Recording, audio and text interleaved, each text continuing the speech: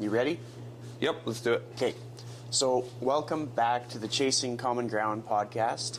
Now, Wilson, I want you to tell us, where are we right now? Good morning, Christian. I feel like we're like in a talk show now. No, welcome to Boa and Hair. We're in the heart of Chinatown inside Pacific Mall. We're on the first floor. We have a second shop called Van Lock, which is Vietnamese submarine, but this is completely different. This is Boa and Hair. So Boa and Hair is I'm the year of the snake, 1989, and then my business partner Will is the year of the rabbit, which is the hare, the rabbit. It's the snake and the rabbit. It's a coffee shop in the morning, cocktail bar at night. So what it means is that the caffeine is represented by the rabbit, and then the slow pour, where you sit and you hang out, it's the snake. So you know how snakes eat like one big bite and then they chill? That's the theme. But it also worked with our zodiac sign. So it's the modernization of our heritage, right? But at the same time, I've noticed this year is the year of the dragon. I've noticed majority of the people, you go to a farmer's market, it's like year of the dragon. And I'm like, lady, you're Caucasian, you're selling soap. And I was like, oh, this is so interesting. And I'm gonna deem it here first. We're in the next 2 to 5 years, we're kind of in this monetized heritage part of North America, in my personal opinion. It's like, you're going to see more year of the snake, year of the dragon, year of the rooster, stuff like that. And I'm like, this is so interesting. Like, a lot of people are buying into that Asian culture. So it's our time. It's our time, baby. I don't know what that means, but it's our time. That's funny. And I mean, like, this gives people a great idea of your personality. You think very quickly. You're unapologetic. And that's A-okay with me, because you're showing up the way you would show up in any other interaction. Like, this is just authentic you. I did my hair. Very nice. I also did my hair. A little bit. Just put some water in it and just... So, to help our audience, because like I think probably more of my audience is American than Canadian, and so some of them will have maybe not met you yet. There's a chance they may have. Dude, that's awesome. But how would you kind of introduce yourself to a bunch of strangers? Born and raised here in the city of Edmonton. I worked up in a small town called Grand Prairie. So I got my John Deere is #1, and I've got my combining my grains. And yeah, I worked up there for quite some time. So I got a little rednecky, which is a beautiful thing. Like, I've got my billets that are up there, so they house me. Amazing people. Other than that, yeah. Born and raised here in the city. Grew up with, I would say, Eastern values at home, but grew up with Western culture. So I learned how to play rugby and I learned how to play football. But at home, you're like, okay, you gotta... The best way I can explain it is, yeah, you want to become a doctor, a lawyer, a pharmacist, accountant, like these occupations that immigrant parents want you to be, because living that life, and let me define that. Immigrant mom and dad came from Vietnam, came to Canada, and then the universal love language for everybody on the planet is food. So, of course, when you're Asian and you go to a new country, you start a restaurant. So, dad had the restaurant, I worked at the restaurant, and just kind of serving people. I'm very grateful that I still have language retention when it comes to Cantonese, but I can't read, I can't write, so that's unfortunate. So yeah, grew up, honestly, like from my personal experience, I didn't really feel racism. I didn't experience that ever. I did grow up in a school that was mostly all white, but I learned how to play red ass, which is where you throw the ball and you have to touch the wall. I learned how to skateboard, still love skateboarding to this day, and there's like a lot of great skateboarders at the time, like Daewon Song and Rodney Mullen and like Jerry Hughes. Like those guys were like the inspiration to be like, oh yeah, you could be Chinese or you could be Asian and you can still do really cool things and it doesn't matter what you look like. And skateboarding taught me a lot, because it's absolute. Either you land the kickflip or you don't land the kickflip. And then how I deem it in 2025 or 2024, it's like in business, it's either you do it or you don't. You can't think about doing business, and you can't think about raising capital. You can't think about executing. You either do it or you don't. So learning how to skateboard, believe it or not, I attribute a lot of my business successes to that. Wow. I'm an art student. Yeah, well, it's crazy to just like hear your point of view and your perspective, and you start talking about your time in Calgary. Grand Prairie. Okay. But I also lived in Calgary. Context, I lived in Calgary as well. Well, Alberta, baby. I'll help the audience kind of like follow along with where I'm coming from. Like you mentioned Grand Prairie, yeah. But then at one point before we hit record, you also mentioned Calgary. Lived in Calgary. My area of expertise now is in direct sales. Mm-hmm. So I sell an amazing product called Cutco. Been doing it since I was 18. Like, I drank the Kool-Aid. I love it. I still do it to this day, right? Over $1 million in sales and personal sales, which is great. Ran a couple branch offices. So let me define what a branch office is. Lived in Edmonton, branched up into Grand Prairie during when I was 18, turning 19. Started my own business with Cutco there. Led a very successful team. Was number 3 in the country. Came back. They shipped me out to Winnipeg. Did the same thing. I didn't find success in Winnipeg. Bigger city, bigger expenses, different mindset compared to like the small town work hard mindset. But I also found lots of success while I was in Winnipeg. Came back, graduated from university, didn't know what to do, so graduated with my psych major in Bachelor of Arts. I did my own pay-to-play program where, okay, I didn't really know much about investing, so I actually applied to get a job at a major bank, learned investing, did that for a year, and then I went into insurance, vehicle insurance, because what ends up happening is if you ever get into a fender bender, your mom will be like, are you okay? And dad's like, how's the car? Right? Yeah. So I was like, you know what? If I can get paid to learn how to not get into an accident and or how to explain what happened in a car accident, I think that would be a really good skill to have. So I never really cared about my title. I don't care about, oh, you're a doctor or lawyer, pharmacist, accountant. I just want to be Wilson for a living. I just want to be myself for a living. That's it. With the skill set of, cool, I could be an auto adjuster. Cool, I could learn how to learn about investments and stocks, or I could be the knife sales guy. Like, I don't care. Like, I just want to do cool shit with cool people and just learn new things. So eventually I quit that and moved to Calgary because my friend who was the division manager at the time, he's like, dude, quit your shitty job and move to Calgary. I was like, okay, well, why not? Let's do it.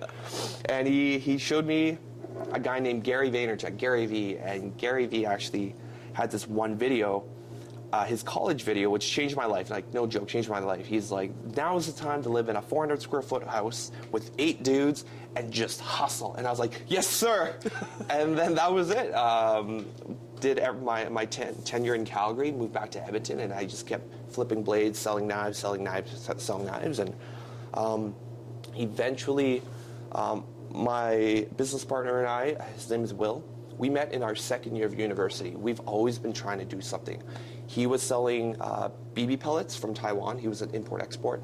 Then he sold battery packs, and I was selling Cutco, and then we tried to sell Pokemon Go t-shirts. That flopped. But that was like our first business venture together where we bought like $1,000 of white t-shirts with like, you know, the red, yellow, and blue. But we bought it at such a poor supplier that the t-shirts, they were literally wet t-shirt contest white t-shirts. So like, even if you were to wear them, like, your areolas be showing, man. And I was like, man, we can't sell shit. Like, you can't sell these. I mean, we could technically, but so we still have like, after what, 14 years, we still have a box of Pokemon Go t-shirts. I'm going to break the fourth wall. So if you want a Pokemon Go t-shirts, I'll sell it to you. Just take them away from me, please. So yeah, that's kind of like the business background mixed in with like just self-belief and just learning skills instead of trying to make money. Yeah.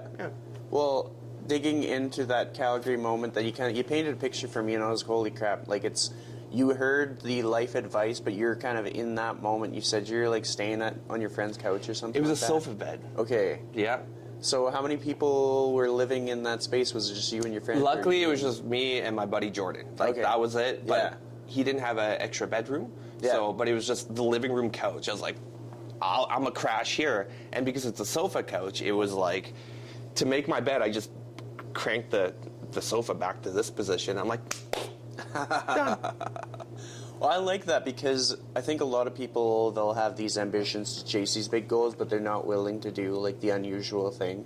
Like for myself, I've picked up side jobs as I pursued like a passion job. Like I've worked at bars at the same time as being a trainer. I've worked for Lululemon at the same time as being a trainer. And it's just like that's what I had to do, or maybe I was just more frugal with the things that I chose to do because I was chasing something bigger. I was trying to reinvest in myself. And I think that's context that people are missing when they're meeting people that they kind of want to take a page out of their book. Like, you have to have some skin in the game. Yeah. My next question for you is, like, what kind of drives your passion to connect with people and to do so many different projects? Like, what is the driving force? Yeah, COVID changed my life for the better.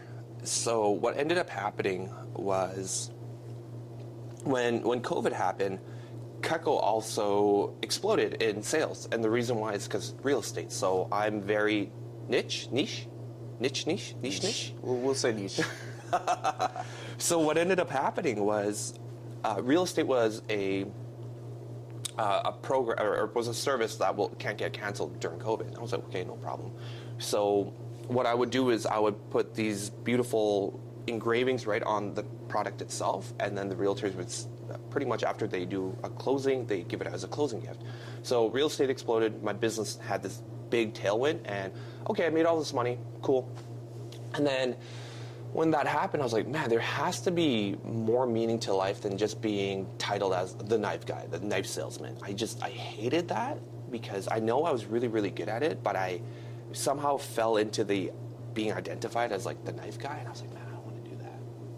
So when COVID happened, I was like, I called Will, and I was like, dude, there has to be meaning to life than just making money. Like no joke. It really was like, dude, we need to do something with our life. And he's like, yeah, okay. And I called my other good friend. His name is Mitch. And we YOLO'd. So there is this there is this Kevin O'Leary clip on YouTube. Like, I am such an advocate of YouTube. Like, I just learned from YouTube. Yeah. And Kevin O'Leary's like, by the time you're 30, you should try, like, save $100,000. If you're 18, save $100,000 by the time you're 30. And if you don't have $100,000 by you're 31, doesn't matter. Save the $100,000 was like this big monetary like win. So I was like, yes, sir, Kevin O'Leary, Mr. Wonderful. And that's exactly what I did. So when I was like, whatever, 25, 26, 27, 28, I just saved and saved and saved. And then I had this $100,000, and I was no purpose, not fulfilled, but I was making money. I was like, okay, let's do something with it. So I told Will, yo, let's buy a building. He's like, what? I was like, meaning to life. Like, let's just YOLO. Let's just give it away. Let's just get rid of everything. He's like, let's fucking do it. And then Mitch was like, let's do it too. So we ended up buying a 20,000 square foot light industrial warehouse during COVID. I went all cash. I think I only had like a couple $100 left in my account. I was completely liquidated. Will sold his condo and YOLO'd with me. And Mitch leveraged his mom's house. Oh yeah, like when we met, like we YOLO'd, it was like, this is it, boys. Like, you sent it. Like, and I don't recommend it for everyone to leverage your mom's house. But there was just something that was missing in my life, and maybe it was both the fear of knowing that I can't become more, or like I'm lost for words, because that feeling I got when you see money in your account and you're so purposeless and unfulfilled, it doesn't matter if there's extra commas and zeros at the end of the bank account. Like, you're just like, holy shit, I need to do something. So we sent it. Like, that's the only way I can figure it out, was to send it.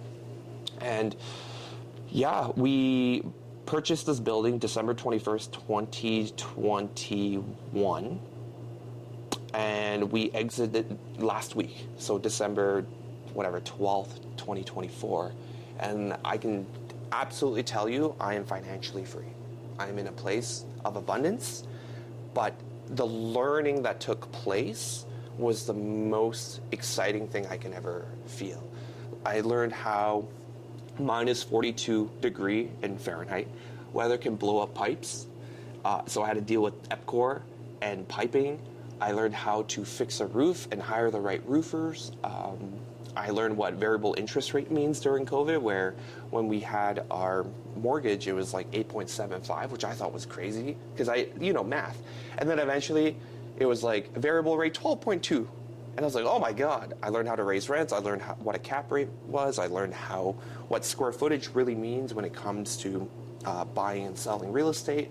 And I was like, I loved it, man. Like for those last 3 years, I've learned more in those 3 years about myself, about real estate, about people than ever before. And I took that money and that cash and I reinvested into that community. And to answer that question that you first brought up is like, how do I find it now? Well, you invest it back in your people and your community, because at the end of the day, if you take care of your people, they take care of you. So if you have wanderlust, which is cool. Like, don't get me wrong, you can be nomadic and you can work on your computer. But I love Edmonton, and it took me 34 years to love Edmonton. Yeah. And what I realized is that there's so many gems around this whole city. And sometimes when you think about your own personal memory, it's like you think about the worst thing or the best thing that happens, but you don't really think about the melancholy that's in between. And you realize that is actually the most beautiful part, is that like your city is your city. Like you can't talk shit about your own backyard, so do something about it. Like I think we're in this transition period where everyone is in a place where they want to just stop hearing other people bitch and complain. Yes. Right? So do something about it. You don't like your city? Do something about it. Oh, you think real estate's expensive in your own city, but you want to move to like New York and Toronto and Vancouver? Okay, go move there then. Yeah. Oh, but it's so expensive. Then do something about it. So the way I look at it is like you can pioneer your own small town, your city, if you just do something about it. And that requires a lot of gumption, a lot of skills, a lot of mindset, soul searching, whatever you want to call it. You can do whatever you want in your own city and have an amazing living, and also be purposeful, driven, and fulfilled. So for myself, it's not just Edmonton's Chinatown. It's like every Chinatown in North America can be loved on by the right operator, or by the right vision as well. So right now we have Van Locke, we have this, but myself and Will, we started the Chinatown Longevity Guild, which is a nonprofit here in Chinatown. Will is the current president of the business improvement area in Chinatown. We're going to live in Chinatown. We're going to play in Chinatown. We've got acquisition in Chinatown. Like, this is what I know, that this is my niche. So that's why it took me a long time to figure out what I really wanted to do with my career, and I just realized I just want to be me still, but do cool shit with cool people and make an impact in my community. Because anyone that comes to Edmonton, they deserve a Chinatown too. They deserve a place that has culture, heritage, and history to visit. But right now, the way Edmonton's Chinatown is, it's not the best, but it's not the worst, right? When I do perspective and I zoom out to the macro, it's like, well, there's East Hastings in Vancouver, and they have a Chinatown, but they're trying to make it work. I know it's not the best, but at the same time, when I compare Edmonton's Chinatown to Vancouver, sure, we're not as big, but it's not the worst, right? Then we can think a little bit more of like Skid Row in LA. Like I'm glad that Edmonton doesn't have that magnitude of challenges. So it's just the perspective of how you want to contribute. And sometimes I just want to focus on this street for now, this one little business for now. And if I can expand to another business, I'm going to just focus on these two things. So on the macro, yes, I want all of Chinatown to be thriving. But on the micro, I got to make sure the business successes day-to-day work for the coffee shop and the cocktail bar, and then at the Vietnamese banh mi place too. But then the Cucco one, and then the real estate. But then you kind of like Play-Doh everything together, and you can still make something out of it. So yeah, that's my very long 2 cents. I love that. There's just so much to take away because your attitude on, like, if you don't like it, do something about it. I resonate with that. And I find there's so many different contexts that people can apply it, and they don't have to, like, take it as, like, oh, why would you say something so hurtful to me? It's more so, like, this is the quickest path to get what you want. Do something about it, because if somebody else does something about it for you, you're not going to get what you want, but if you do something about it for you, then you probably get what you want. Yep. I am kind of curious on, like, what was the inspiration behind Van Lock? Like, what do you think about when you're founding a new business? So let's start with that one. Van Lock was based off greed. Greed is good. I'm super transparent about profit. I think people that do take risks should also be handsomely rewarded if they have the right skill set. So Van Lock was an acquisition through Will's connections. The auntie and uncle, the uncle was technically turning 75 last year, and he's like, that's it, we're going to call it. A little bit of heart was more of, cool, let's start the dialogue. Can we retire you? What would it look like for us to retire you? How much would it cost, right? So on an acquisition cost in an area that's really tired, like Chinatown, it was pennies on the dollars. But let me tell you, like, the amount of fridges that were old and broken, like, that we had to replace, it was not cheap. At the same time, we retired the auntie and uncle. Will and I went in there with a system in place already, a fan base that's already there, and all we needed to do was literally modernize it. Instagram account and a POS system, because for some odd reason, all Chinatowns are cash only, right? But I also am very empathetic on why cash only was very important back in the day. It's the scarcity mindset. Cash is king. If you had cash, like, no one can take that away from you. Hide it under your bed. It's there for you. But in the Western way of thinking, like, you got to make your cash work for you, right? So now we kind of have a hybrid model where we know how to make the cash work for us through real estate and investing, but at the same time, we have to modernize how we receive money now. So that was an acquisition, and within 1 year, we were able to really increase our revenue by 40% because it was a handshake agreement. They said that they cranked out money, and we're like, show me your numbers. It's a cash business, right? Yeah. They're like, just trust us. And we're like, you know what? We trust you. And based off the numbers that they said, we broke even in year 2. So this year we're like clean, which is really, really cool. So because of that, and the area that we're in, the opportunity was in Chinatown here in Edmonton. There is a Chinatown is open for business grant, and it was for $40,000. So with that grant, we applied, we received it, and now we open this place. Yeah. So the way I look at it, to be a community leader, you also have to put money where your mouth is. Like, this isn't cheap. Yeah. Right? At the same time, whether you call them armchair quarterbacks, and there are people with their opinions about a part of the city that they don't live here, they never did an acquisition here, they don't even own a business here, but they like to chirp and say, this is what I think. It's like, cool, I love your opinion, don't care. I'm here every day. I see the unhoused, I see community members that are in a challenging space. They're not like, they are people too. Yeah. And you just got to treat them with dignity. Now, at the same time, there's a time and a place where if you need to use the washroom, let's not do it in front of my shop during business hours in the corner. Yeah. That's all I'm saying. Yeah. Right? Not here, not now. Like, that is my boundary with community members, and majority of them are very respectful. So, you know, you got to work with what you got, and realistically, like, we help them, we feed them, and at the same time, we want to make sure they're taken care of, but not here, not now, during business hours to do the drugs that they need to do, or use the restroom when they need to do, just not in front of my shop, in front of the window. And that's all I want. So, is it low standards? I would say it's a standard that I'm comfortable with now. And people will change, people evolve. My thoughts and opinions will evolve next year too. Maybe a little bit more, a little bit more, a little bit less. Give and take. Yeah. Yeah. For me, it just feels like clear communication. Like, sometimes people just forget to communicate these little nuances. Like, yes, I feel compassion towards you, but this thing limits my ability to be compassionate to you. Like, if they scare off your clientele, Yep. there's only so much you can do for them.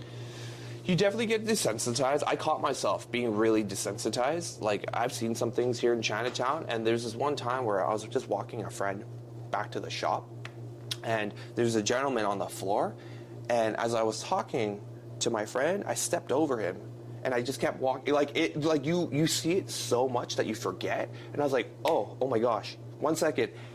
Hey man, are you okay? Yeah. And but it sneaks up on you, like the desensitization of like compassion.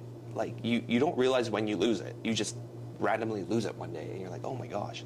So you have to catch yourself when you're in an area like that. So I'm very grateful that I am here. Like, that's my perspective and my mindset shift is like, I'm very grateful that I do get to see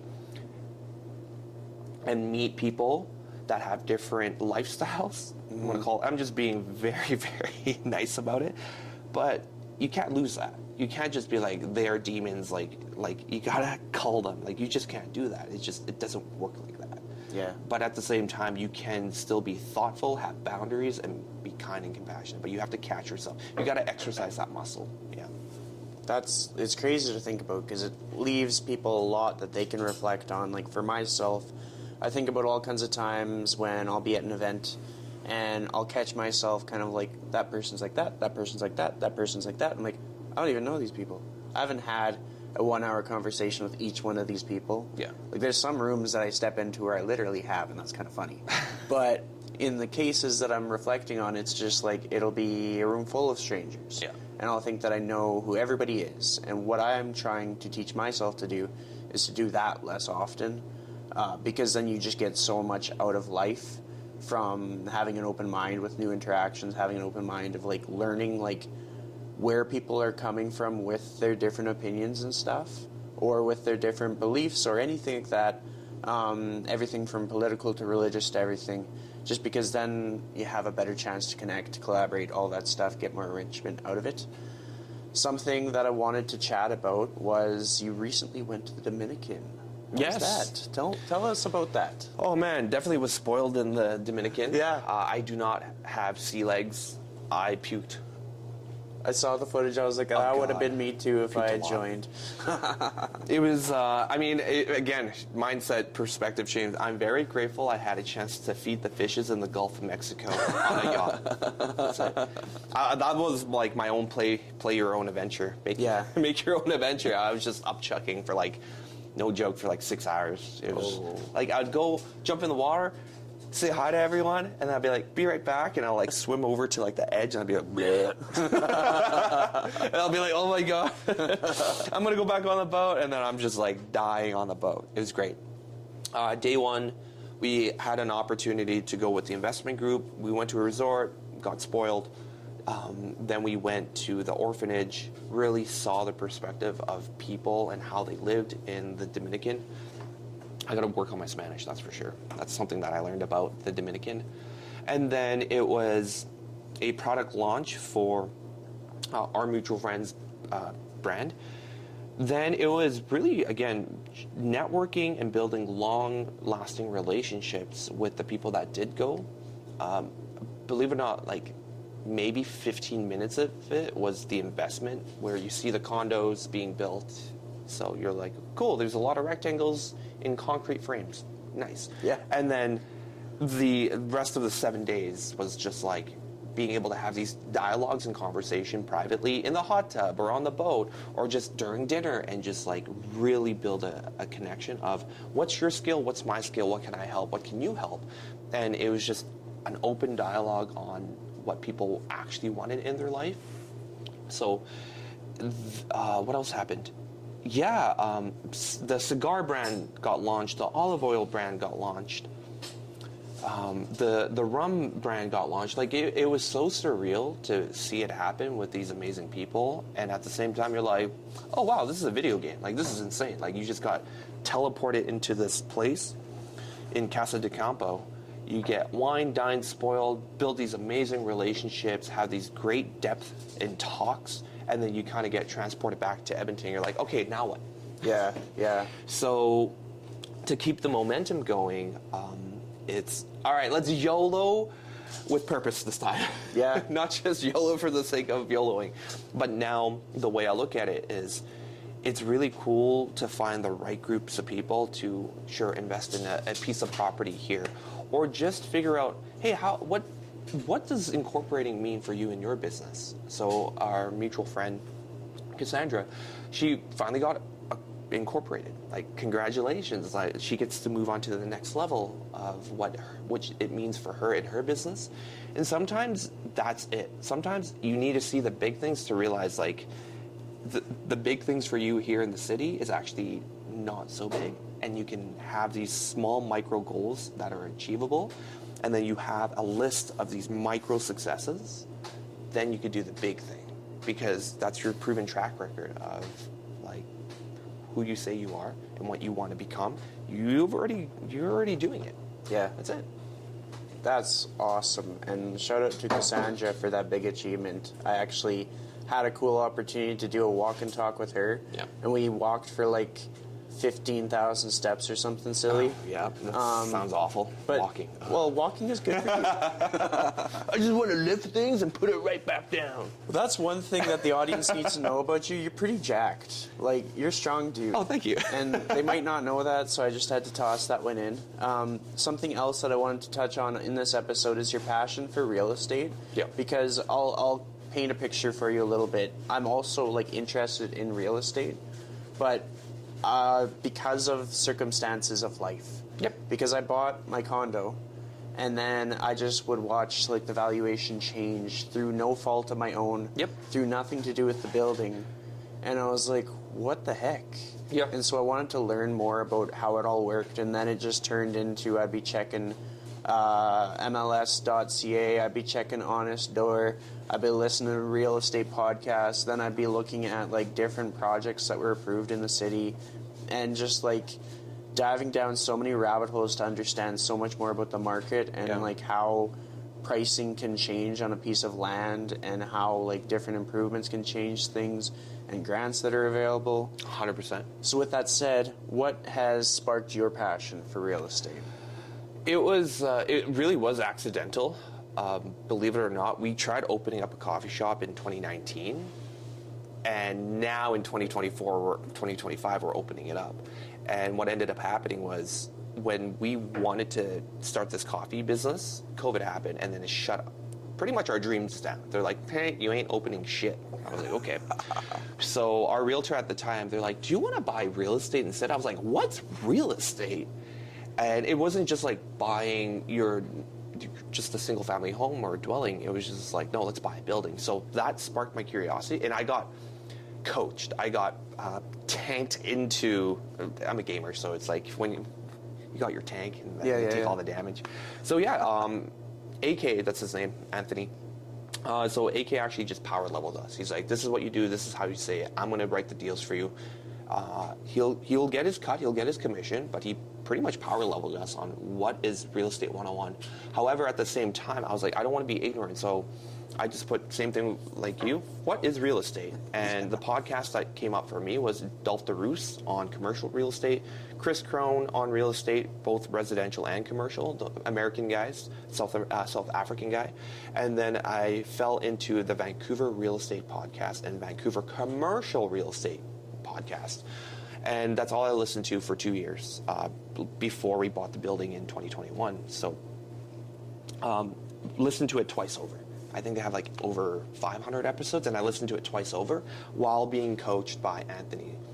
And of course, I had real money invested into it too at the time, and I'm like, okay, if I'm going to spend this much money, I better learn like as fast as I can.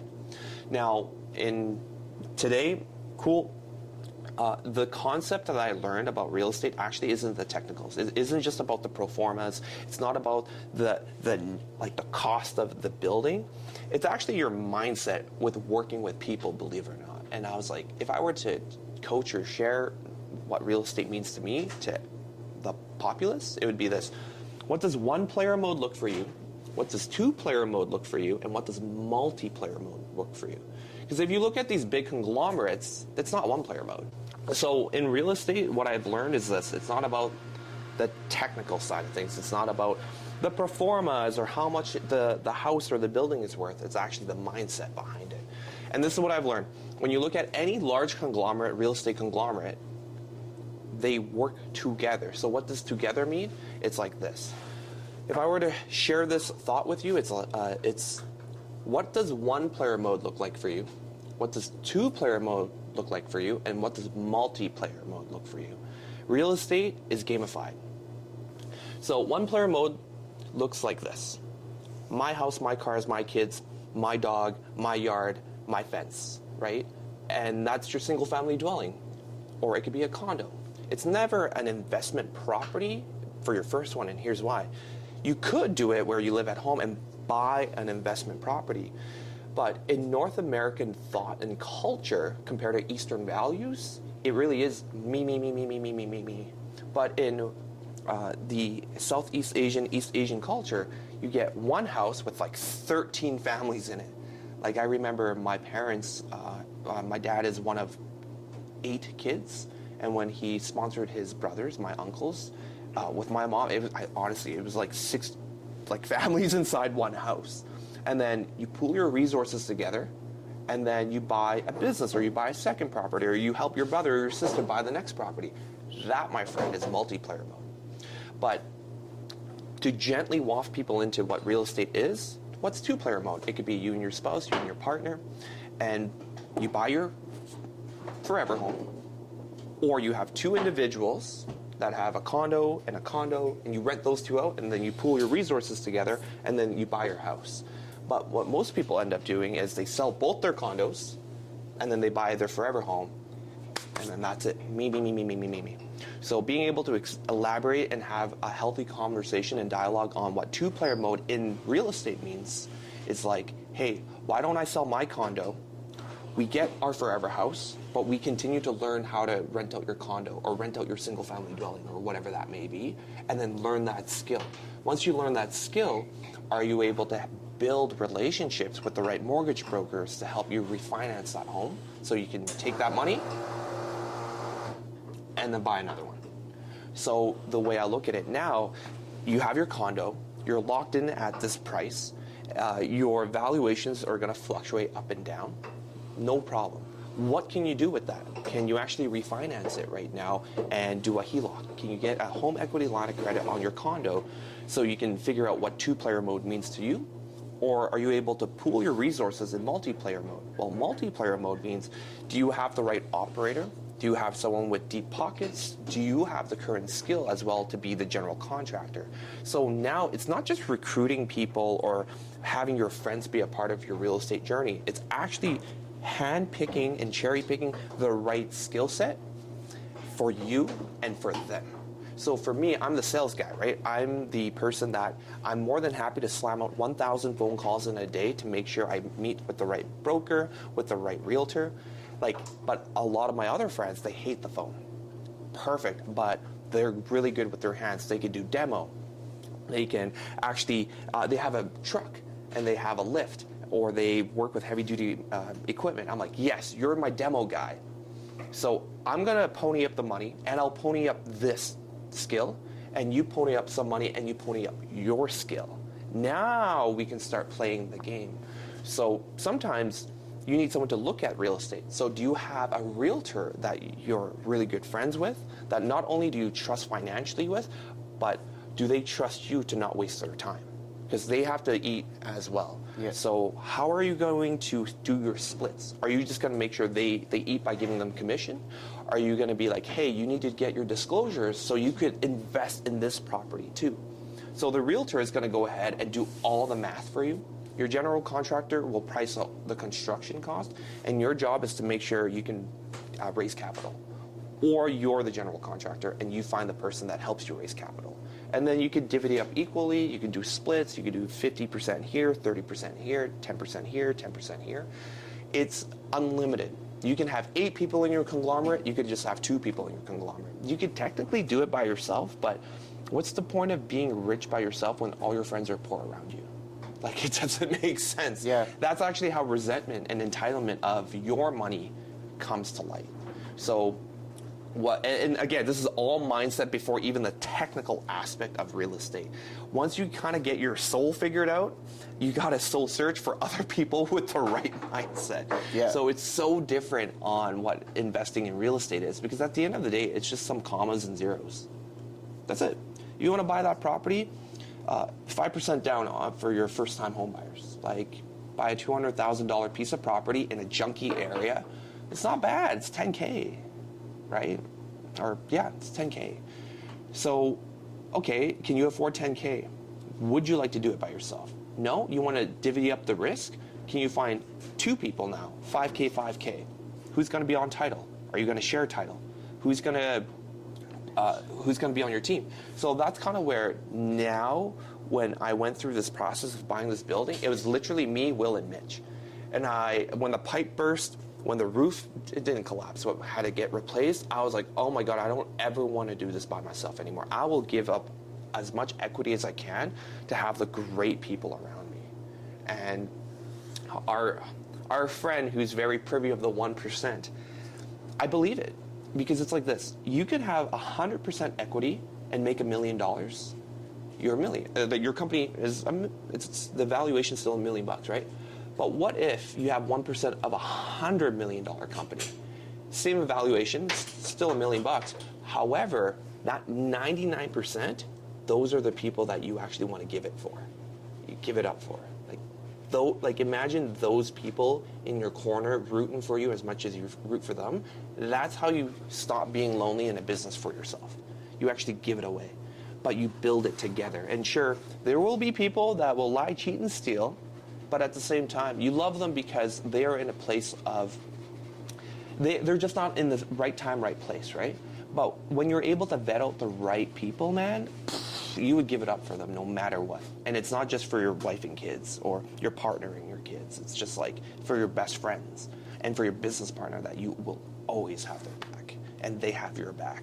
So that's actually the conundrum. It's like, how do you find the right people? And then my question to you is, are you the right person? That's it. You always have to, you take 100% accountability for yourself. Are you the right person that will not lie, cheat, and steal? But at the same time, are you the right person that has a skill set that it is undeniable that they want as well? Mm-hmm. So it's a little bit of both, where it's like, you better have the skill, and if you don't have skill and you have money, well, nobody wants your money because you don't have the skill to help them. Yeah. Or else you can just put it in an ETF, or you could put it in a high-interest savings account, and the bank will do it for you. But no, like those that are fiscally aware, they're like, well, banks don't give you the best return. Well, yeah, they don't, because they're doing all the work. They have 100% of the skill, or 99.9% of the skill. If you want to become the bank, you better have the skill of a bank. So, give and take, man. That is crazy. And I mean, we are lucky to have been assembled into this like Avengers-style investor group where it's like we've all been kind of handpicked. I joke about it, but it's so true. Like, if you get to know each one of the people in the group at an individual level, it's nuts. And everybody's so different, too. Like, different in a nice way. Just the different personalities, the different industries, the different experiences, the different ages. It's like an age gap of, like, from 18 or something, maybe younger, to probably 55, 60 or something like that. Yeah. Like, it's so cool. But when it comes to vetting people, like, I imagine you've had to hire people, you've had to come up with people to be business partners with. What have been your life lessons? What makes the filter that you use now? I do it old school. You shake their hand, you look them in the eye, and you do business with them, and you give them 100% trust until they break it. I think it takes too much energy to vet people out based off distrust. And that doesn't mean that person's slimy, or it is having a list. I have a list of processes. It sounds very unsexy, but it's essentially, how many vices are you willing to risk? Do they drink too much? Do they do drugs too much? Do they party too much? Like, what are you okay with? And if you're not okay with that, you could be their best friend, but you'll never ever do business with them. So everyone has like that friend that loves to party, and if you want to party, you always go to that friend. But you may not do business with them because or her I'm not isolating one person out. I'm not. Essentially, it's like this. There was a time where we had someone lie, cheat, and steal from us, and I actually made excuses for his alcoholism. Because we would have bi-weekly meetings on a Wednesday, and this individual would be like 3 beers and 2 shots in on like a Wednesday night. I'm like, this is weird. But I needed to make myself feel good for the red flags that were in my intuition. Because it's like, oh, he was having a stressful day, and like he needed to have a drinks. A drinks. And what ended up happening was I should have trusted my gut, but my logic was like, oh, no, he's a great person. He's a great person. He's an amazing human being, but he had demons that he had to fight, and I made excuses for his inability to be secure with himself, whether it's about his vices, relationships, whatever it may be. So now my vetting process is, what is your vice? If you have vices that are women, alcohol, drugs, nope. Nope. I'll be your friend, but nope. That's it. And you have to pretty much be a man of your word. And if you know that that person is not good fiscally, or is not fiscally responsible, has too many vices, you just don't do business with them. And that actually vets out like 97% of the population. Oh, it does. I'm like reflecting on like the number of times I've gone to social events, and like I've been booze free for a few years now, and it like doesn't really bother me much. The only thing that I miss is the brewery tours. Yep. But I would still go on that, and I'll just have whatever non-alcoholic, whatever they got. Like pop, water, cool. Most of them are doing like alcohol-free beer now, so that's cool. It's even better. I have gout, so it's perfect. I don't have any alcohol vices, man. That's wild. I'm like 300 milligrams of allopurinol, colchicine, prednisone, and then I'll have a beer, and I'll be like, that was awful. Oh, delicious. Geez. That was a delicious beer. That's funny. But it's so true. Like statistically, you are going to filter out a lot of people. Yep. And so then it brings me to, like, in the last, let's say 4 or 5 years, what has been some connections you've made? You don't have to, like, name names, but what have been some connections that you've made that have changed your mind, enriched you, or benefited you in, like, really big ways? This can sound controversial. I'm going to say faith. And faith is very interesting for me. Our general contractor, his name is Josh. Amazing dude. He's literally behind the camera fixing some pipes right now. He's faith-based contracting. I love the law of the universe. I do believe in love thy neighbors, meaning if you fuck someone over, you're going to get fucked over back. That's it. Like, That's a very easy rule to follow to, like, not be a bad person. Okay, so let's talk about faith. Faith means that you have something that you believe in, and that there are a set of guidelines and rules that you practice. And I want to practice being a good neighbor. I want to be a great person to you as much as I want you to be a great person to me. That's a pretty easy like set of standards that whether you call it the law of the universe or you believe in the Quran or you believe in Catholicism, Christianity, Taoism, and Buddhism, at the end of the day, like I really like that. I really like that people have a set of guidelines that they won't try to screw you over. Like that's a very easy thing to check off. The second one, again, vices. Other than that, honestly, the next ones are a little bit more picky because I want to be picky. So it's actually personal development. What books are they reading? What types of conversations are they having? Who are they hanging around? And again, like old school, shake your hand, look you in the eye. You can kind of see their character over a long period of time if you continue to spend more and more time with them. Like, that doesn't mean you can't have, like, the locker room jokes. Like, I think that's an amazing thing. But is it done in public? Is it done in the wrong time? What's their EQ? What's their IQ when it comes to social awareness and how you would like to be represented when you're not in the room and if that person you're doing business with? So, again, sometimes it could be your brother that is your best friend, but you don't want to do business with them because they have some of these traits that you're not comfortable with in the business setting. For me, finally, what is their relationship with money? Do they, and sometimes if you can't have a talk about money, that's a complete no. I won't do business with you. Your financial transparency is very important because I need to figure out what's your financial trauma. Everyone has financial trauma. So for me, the reason why money was so important and of value is because when your mom and dad are immigrants from a different country and they come here, they always fight about one thing, right? Yeah. So for me, growing up, when you see mom and dad fight about money, you are hungry. You're starving for money because you think, if I had more money, mom and dad would stop fighting. No, that's not how it works. If mom and dad were fiscally aware of how to use money, you would not be in the position as you are today. So the way I look at it, just because mom and dad or brother or sister fight about money, if you give them more money, do you think that actually solves the problem? No. They have to be hyper aware of what money brings.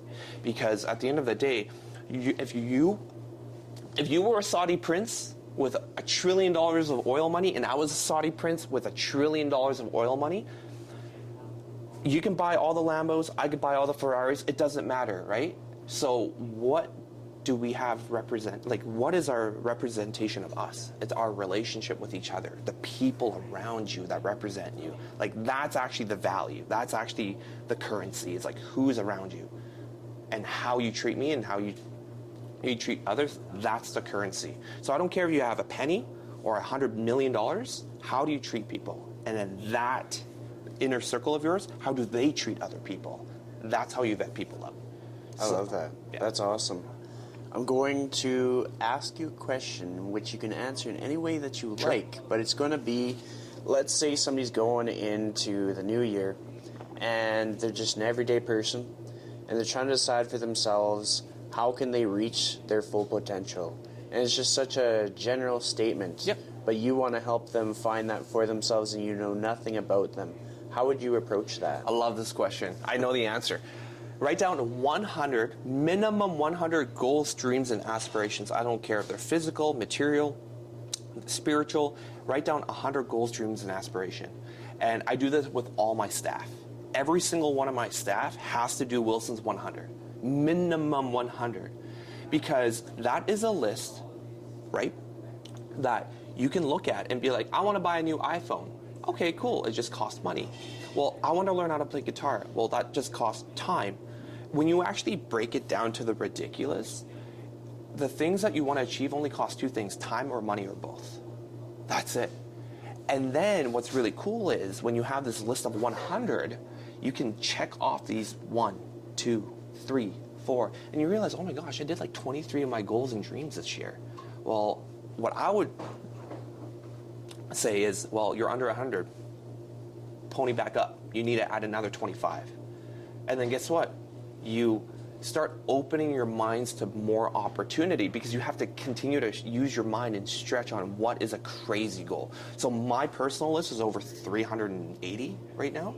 And it's as crazy as, okay, I would like to go on Joe Rogan's podcast one day. Well, there's a percentage chance that is your heads are in the cloud, right? But that's okay, because here's why. You putting, I want to be on Joe Rogan's podcast means that you contributed something to the world, to a community, to people that not only elicit the attraction of someone like Joe Rogan, but the people within the people within the people. Meaning, you were trying to become the best version of yourself. I know it's so super cliche, very, it's Matthew Kelly that says it, but that's actually the book too. The Dream Manager by Matthew Kelly. That book changed my life.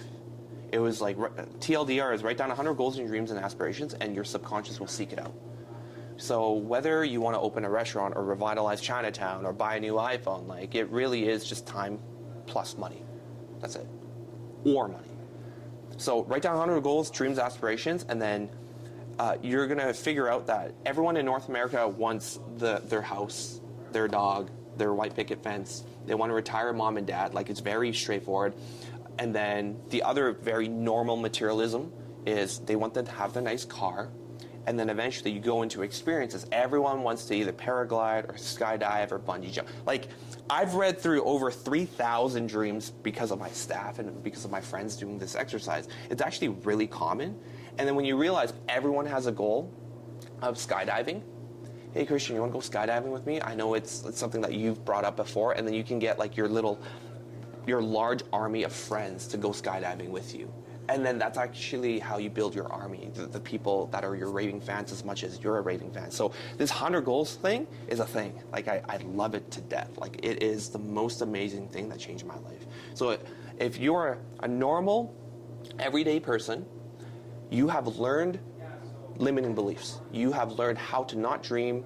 You dream big. You have learned to not be aspirational anymore. So you have to at least crack that limiting belief by writing down 100. That's why a minimum of 100 is so important, because it's easy to do 4. It's actually easy to do 20, but it's tough to do 100. Because after the first 50, you're like, holy shit, I have 50 more of these. And then you start using your brain. It's like, okay, what can I actually do? Well, I only have this much money. It's like, no. It's not about money anymore. It's about what do you want? And that's how you start fracturing that limiting belief. That is so, like, tangible. Yep. Like, I can go home and I can write out my 100 list. Yep. Everybody that's listening or watching can do their 100 list. Do your 100. And then it's so actionable, because, like, even the way you talked about how if you stumble across, like, 20 people that want to do skydiving or something, you get the group rate. Yep. You nailed it. Yeah, so that's where your subconscious will start seeking it out and start seeing things a little bit differently. Yeah. So I have one more question for you, and this isn't by any means because I don't want the show to be longer. It's because I want to be, like, able to follow up with more episodes. Dude, totally. Like, there's so much people can take away from this episode. But the final question is going to be just kind of like right out of left field, because it's not along the lines of what we talked about. But I'm always curious how other people are doing this. How do you use AI in your day-to-day, or do you at all? ChatGPT is my best friend. Yeah. I'm learning how to use Perplexity. That is something that's a little bit interesting. Ironically, I use YouTube to learn how to use AI when I can just ask AI to learn how to use AI. But the way I talk is also the way I write. I did write a book called Fun is My Favorite F Word. This is before ChatGPT, so I can definitely tell you that the way I talk is the way I write. I am going to write my second book called Fun is Still My Favorite F Word, Volume 2. And I'm going to use AI for that one. I will still type it the way that I would usually type it. Yeah. But if I can actually expedite the process of not having a copywriter and pay an editor to do it anymore, oh my gosh, I could save myself thousands of dollars of doing it. So the reason why it's called Fun is My Favorite F Word is because I really want to showcase that you can monetize fun. You can have fun and make money as well. So using AI not just only in writing a book, it actually definitely helps me with emails, going through lawyer processes as well. So for example, me and a good friend of mine, we're going to Birmingham. We're working on a project over there in the UK, and we had to go through a patent. And I just used ChatGPT, explain buy-sell agreement like I'm a 6-year-old. Yeah. And then I was like, oh my God, this is beautiful. Like, this is like so easy to understand without all the legal mumbo jumbo. I don't do anything on AI when it comes to video, other than caption, auto caption. That's it. Yeah. I mean, everything that you've listed, I've had similar things. I've realized at some point I probably want to write a book on my journey and connections through the podcast. Mm-hmm. And AI can definitely help me with that, but it wouldn't take away the creative individualism. It wouldn't take away, like, my input. It just helps me structure myself in a way that's digestible for other people. Yeah. Before I forget, you talked about your book. Is that something people can buy online, or is that something? Yeah, it's Fun is My Favorite F Word, or if you just put Wilson Wong Fun on Amazon, it's there. And yeah, it was just an accidental plug. I was like, oh yeah, I wrote that too. No, it's cool because I can tell you there are some people who listen to every episode of my podcast who might actually buy that book. I might as well. And it's just like... there's so much that you can learn when you connect with people. So my hope is that when people listen to or watch us, that they challenge themselves to connect with somebody in their world to get a similar conversation. Maybe not quite as epic as this. But yeah, with that said, I'd like to thank you so much for being on the show, being part of the community of people that I've talked to. Thank you. No, I appreciate it. This is epic.